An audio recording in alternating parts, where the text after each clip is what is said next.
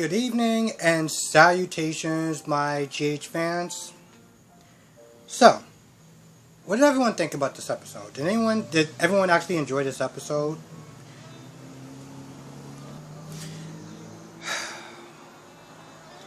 Now, I took some extra time because I really had to just think about this episode, just kind of really take it in. And I didn't want to just finish watching it and just come right into the episode. Come right into the review. Because my initial emotions, I feel like I am somewhat becoming a broken record. And I don't like to be a negative Nancy. I don't. Now, the one bright spot about when I watch these episodes is even when they're not good, even when they're boring, I generally have more fun when I'm talking about it. And with that being said, you already kind of know what I think about this episode. Because as a whole, it didn't really seem like it did a lot. I can't think of, and I could just be wrong. I tried to watch a little bit of Brock TV's review just to kind of see if I missed anything. He was clearly more happier with this episode than I was. I just couldn't think of anything that actually moved forward in this episode as far as storylines go. Trina, and I've been saying this for quite a while, and I'm at a point where I'm just, again, sound like a broken record, but the problem is that it's still the same crap that's going on with Trina. You know? She walks up to her mother, and she's acting cold and distant, and what really pisses me, there's a couple of things that pisses me off, but the thing that really pisses me off is that she acts, Trina acts, she's disappointed in her mother because she found out that she's not perfect. And that's the part that's just really bothering her. My mother used to be like this, and now she's like that, and I just don't know what to do. Me. I am so sick and tired of seeing this bratty version of this girl. I am. And I know some people, as I read the comment section, not my comment section, just when I watch like clips or whatever at GH, people are sitting there cutting her slack and be like, she's just a teenager, and this is just how it is, and we understand, and they're just giving her they are just giving that woman, they are giving that little girl, I can't call her a woman, they're giving that little girl a hell of a lot of slack. And so when I sit there and talk about it, from somebody who's probably just watching my review for the first time, I'm coming off pretty dickish. And I don't care. Because I can't sit there and give her the same amount of slack that everyone else seems to be giving her. Not like the people that watch my reviews, just, like when I watch like clips or whatever, or Instagram and stuff like that. I just can't do it. Because at the end of the day, regardless of the mistakes that her parents made, they still loved her. They still provided her a home. They still did what they could to provide her with a good life. And to sit there and see her act this way just comes across as so ungrateful. And I think that's the biggest part that just pisses me off about this little girl. She walks up to them and she's like, "Oh, I want to see Stella. I want to see Miss Stella, whatever." Not, "Hey, how you doing? I'm fine," or anything like that. Just completely acting like a goddamn brat. So while Portia goes to check on Stella to make sure she's good to talk, Courage is like, I was just worried about you. I want to see how you're doing and stuff like that. And once again, she's all like, "Oh, I'm old enough to vote. I'm old enough to do this. I'm old enough to do that." I'm like, okay. Alright, yep. Miss, I'm too goddamn grown. This is the version that you're giving me. And so when I act this way, when I start raising my voice during these reviews and stuff like that, it's because of the material that I'm given in this particular episode. All this dude asked was, I want to make sure you're okay. And automatically she starts giving this this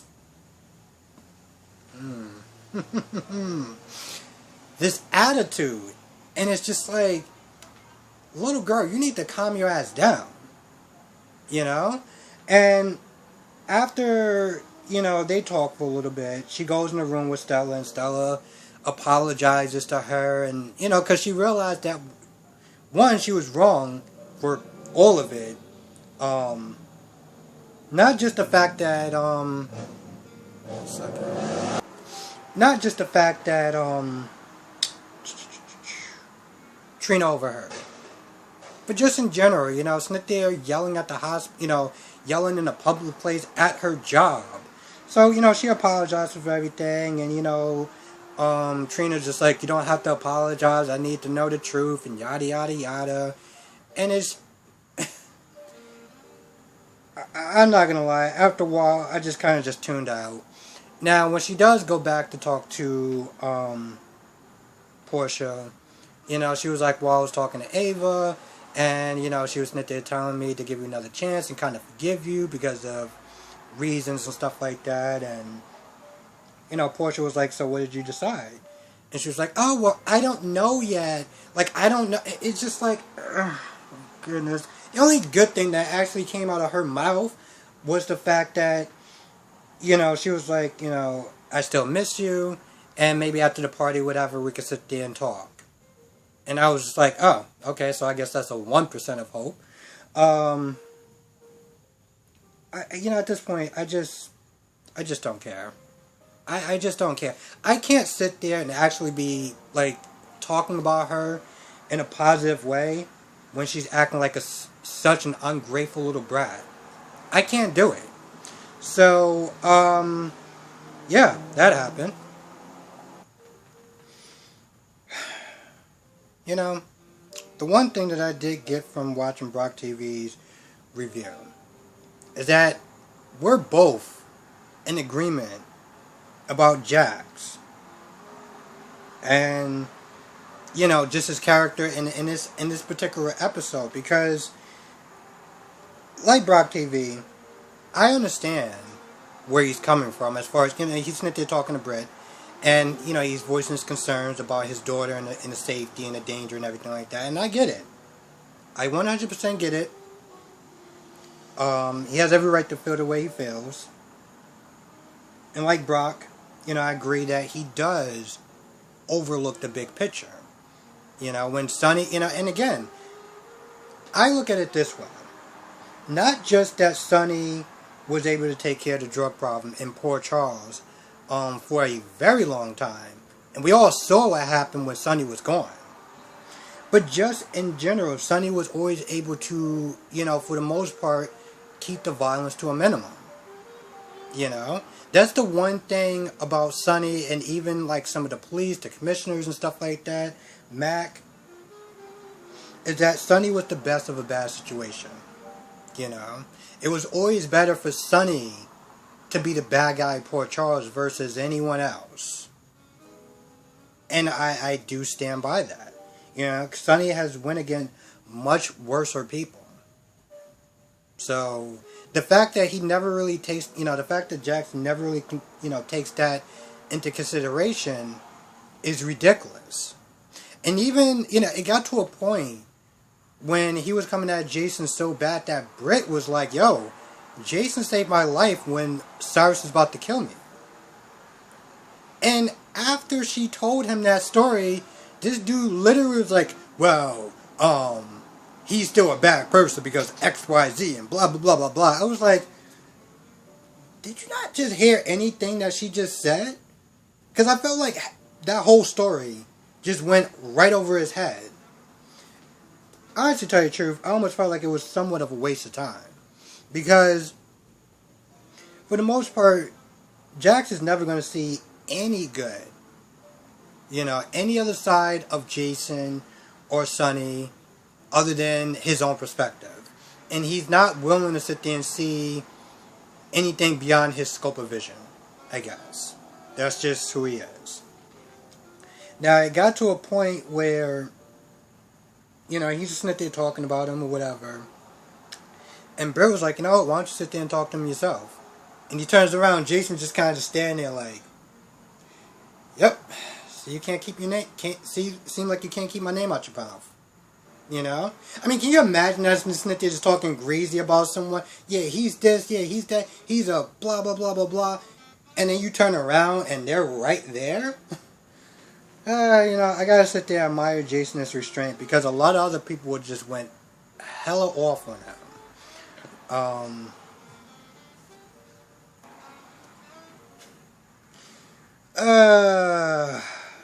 Carly and Jason.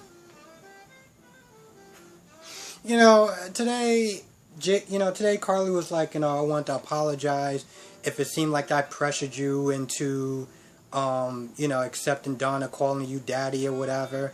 And I was just like, their whole conversation, I'm just going to be honest, I did not give a damn about anything that they had to say.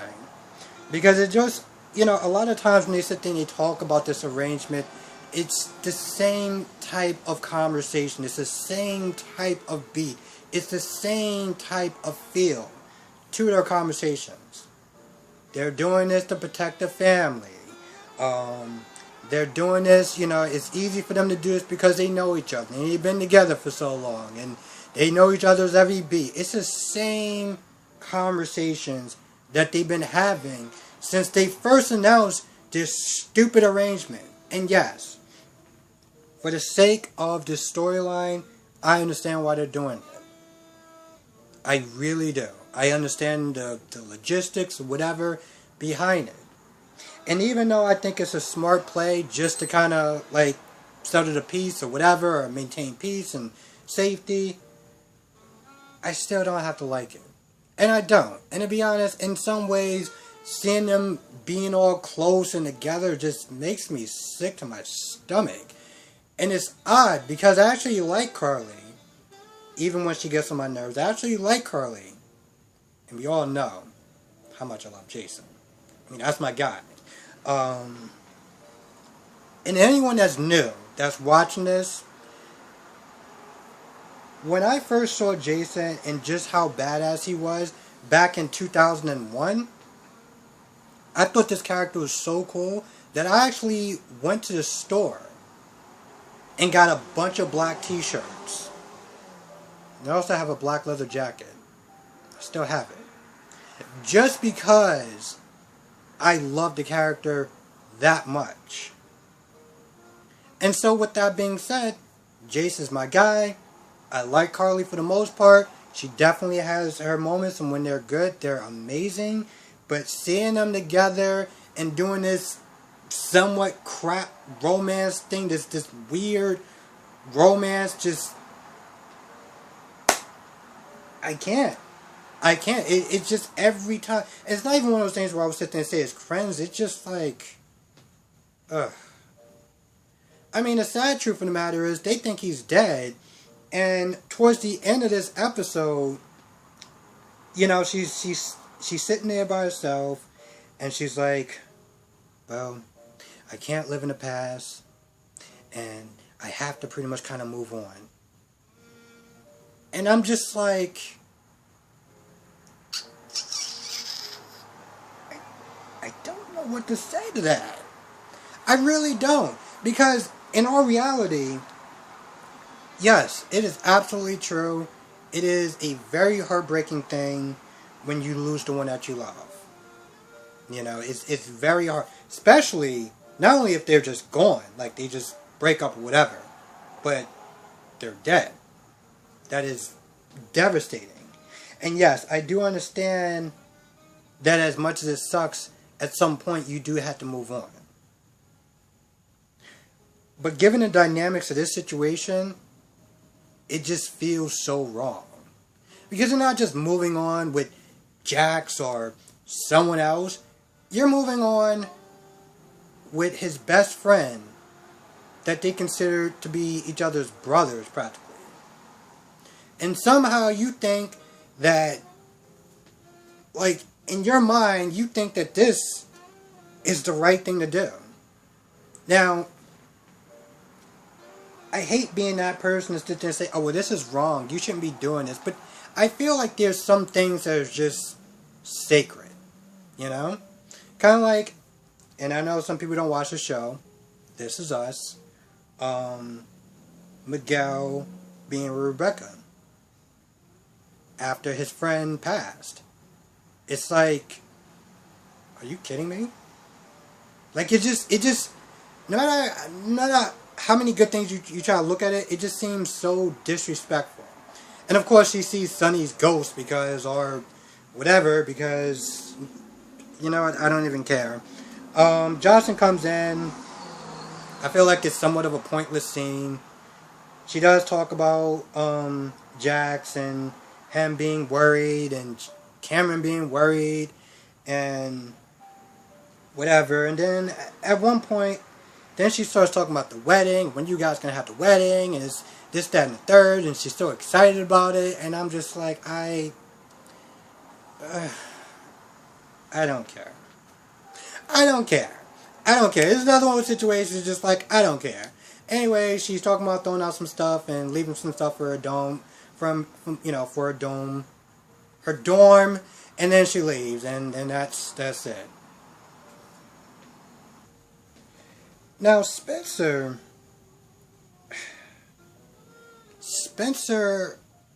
is a very, I don't even know what to sit there and say about him in this episode.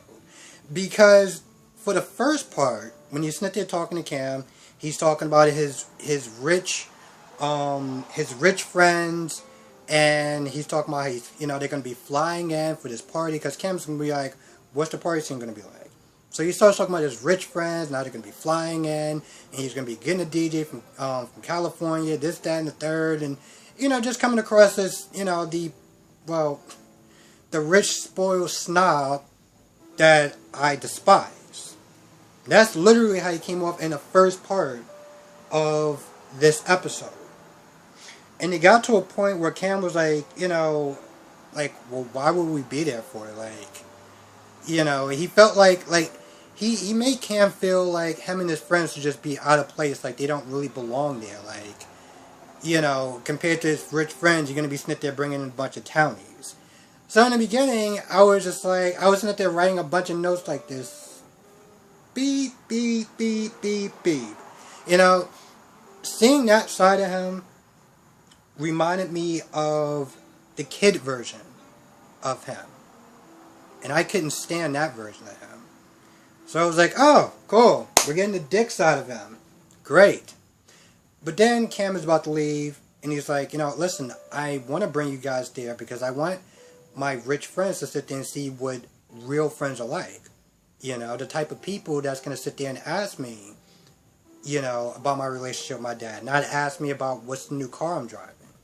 He kind of described Cam and Jocelyn and Trina as like authentic people, not just, like real people, And so when he said that, and he was like, I want my rich friends to sit there and see what actual real friends look like, I was like, oh.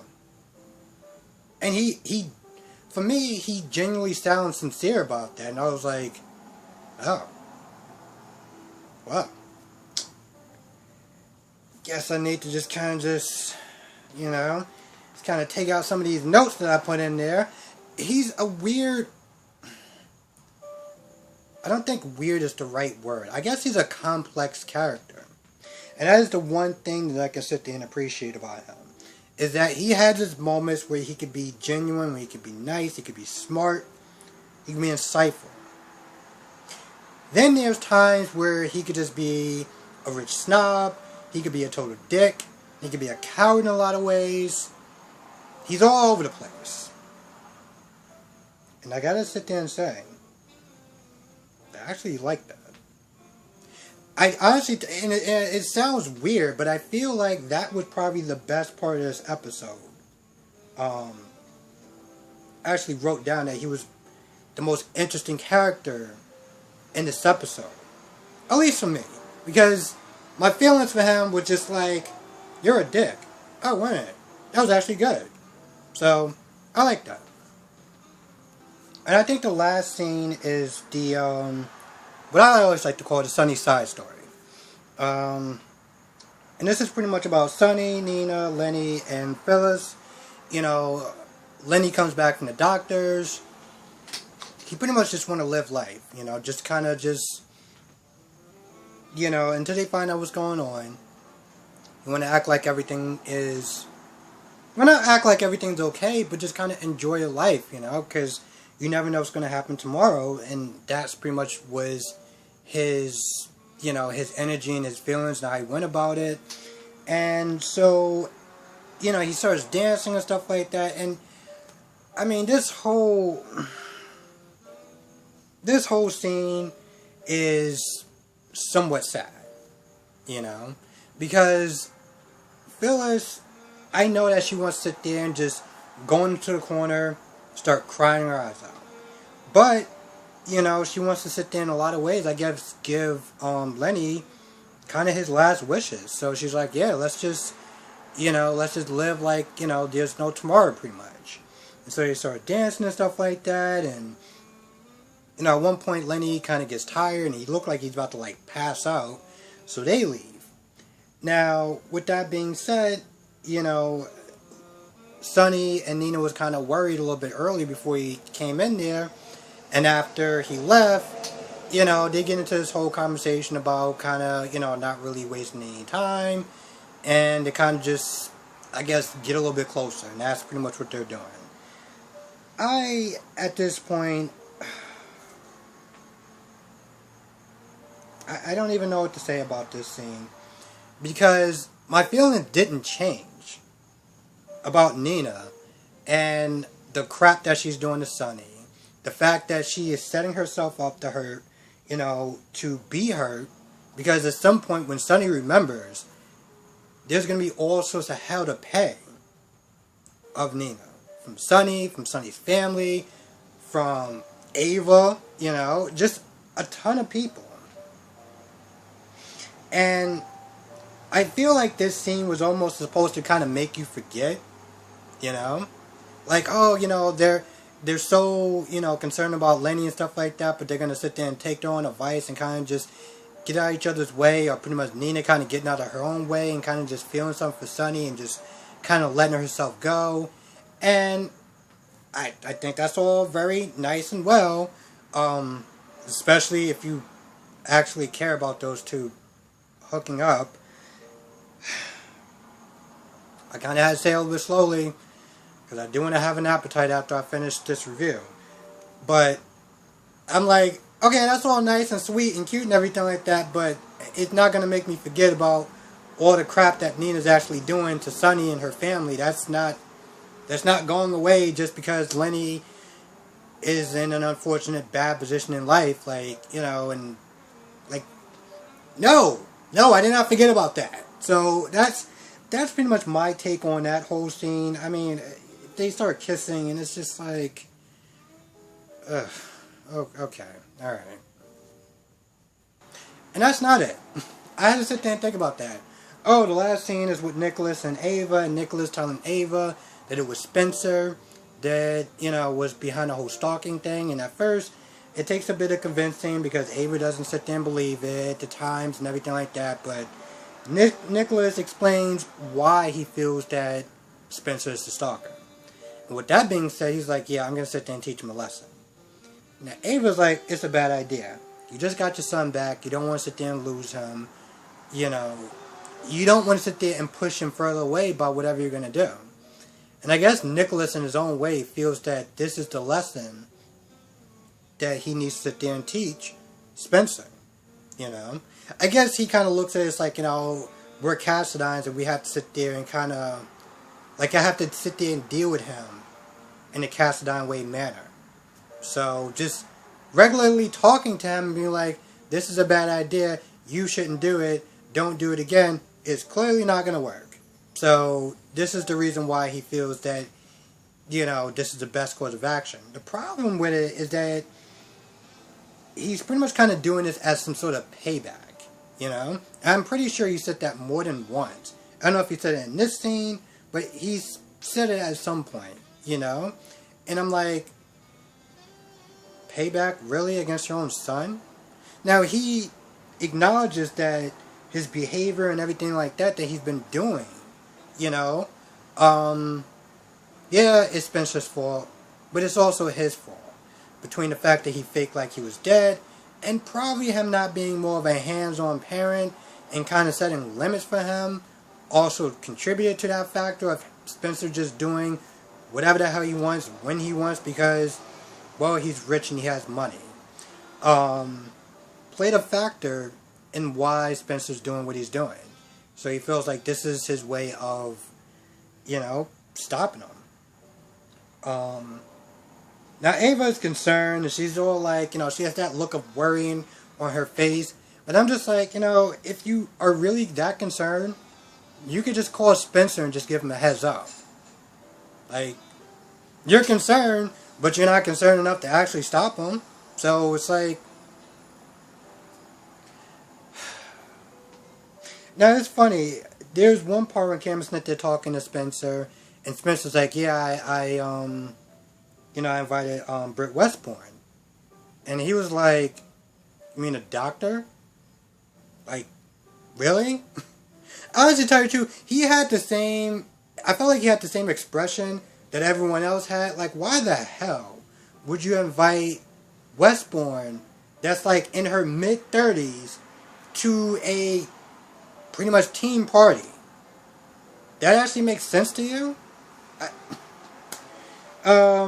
Anyway, they got together with Jocelyn and they talked about how the party's going to be amazing and blah blah blah and whatever. I think that's about it. I might have missed one or two things, but for the most part, I think that's kind of covers it. Now, before I go, tomorrow I'm still going to be doing my review. It's going to be a little bit later because my friend is going to be celebrating with my friend and his family and our family, whatever, his birthday. So I'm going to be out in the city and, for a little bit, but, I always watch the episodes anyway. So I'm definitely still going to be reviewing it. And, if you don't want to wait, I know Brock TV usually does his a lot earlier than mine. But I always appreciate the people that still do watch his and watch mine's regardless. Or who watches mine's later, when they come out. Anyway, with that being said, I think that's pretty much about it. This episode's okay. But Superman Lois tonight, and I cannot wait. So yes, with that being said, I'm going to go. I want to thank everyone for watching. Let me know what your thoughts are in the comment section below. Damn, this video went longer than I wanted it to, but I'll see you in the next video.